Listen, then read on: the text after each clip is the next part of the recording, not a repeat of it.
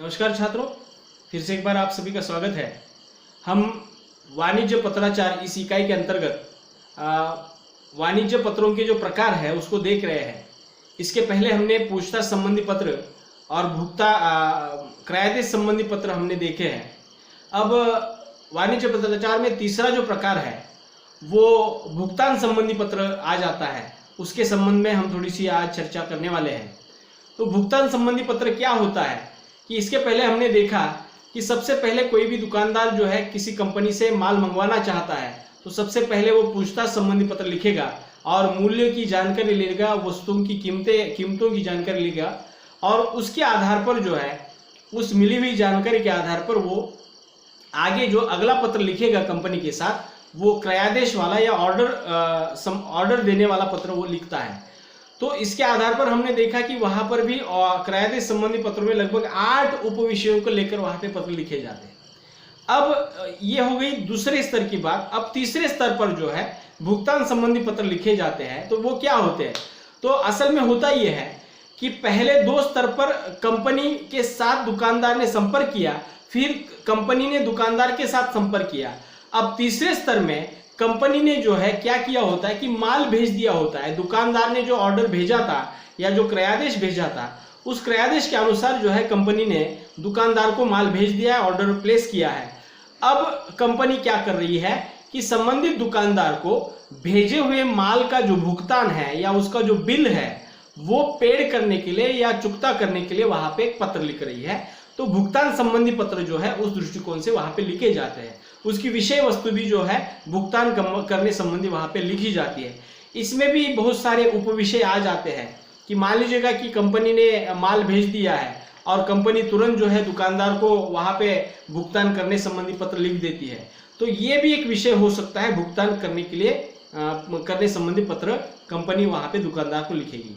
फिर दुकानदार भी एक दूसरा विषय लेकर पत्र लिख सकता है, भुगतान संबंधी पत्र में वो आ जाएगा।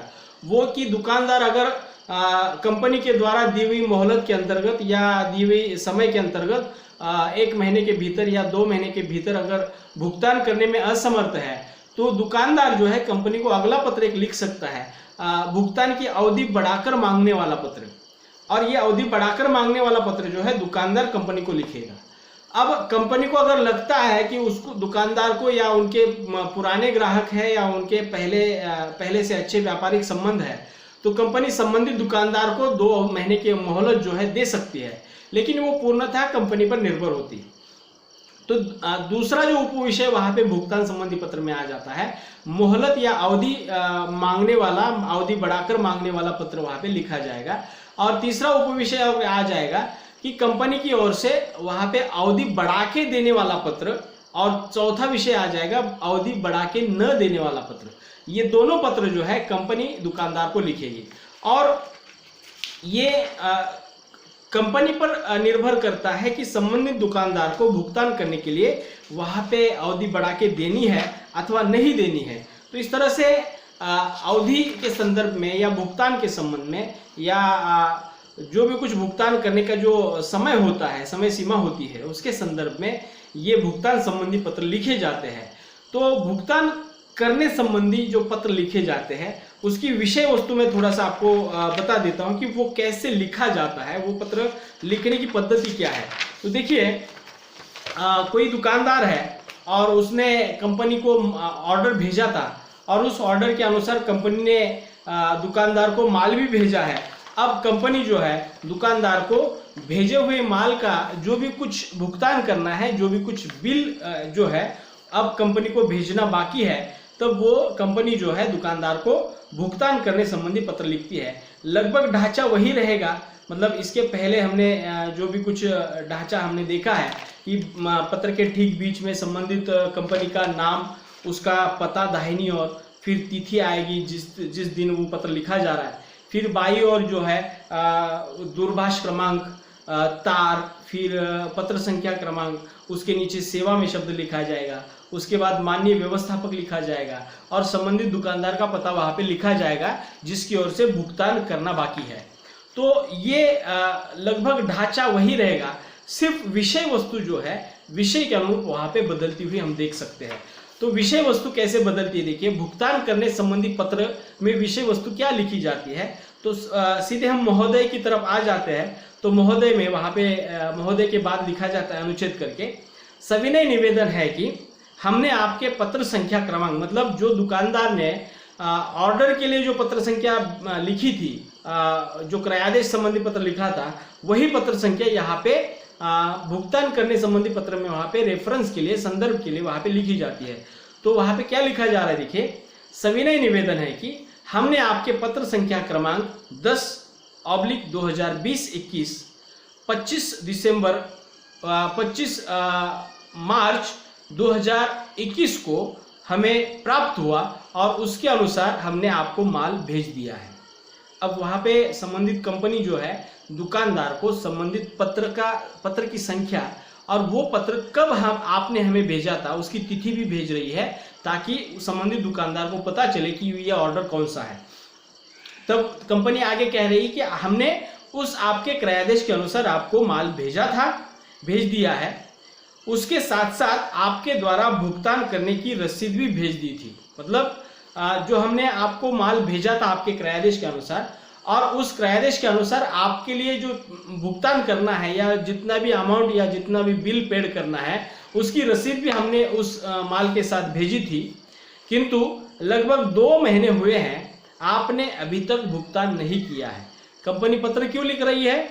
क्योंकि माल भेजा हुआ है और माल भेजने के बाद परिपाटी ऐसी होती कि महीने के भीतर उसका भुगतान करना होता है।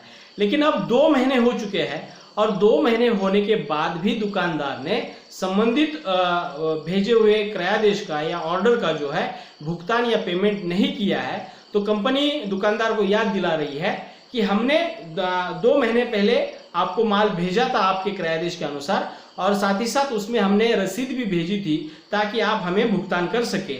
लेकिन हम आपको याद दिला रहे हैं कि पिछले 2 महीने से आपने अभी तक भुगतान नहीं किया है।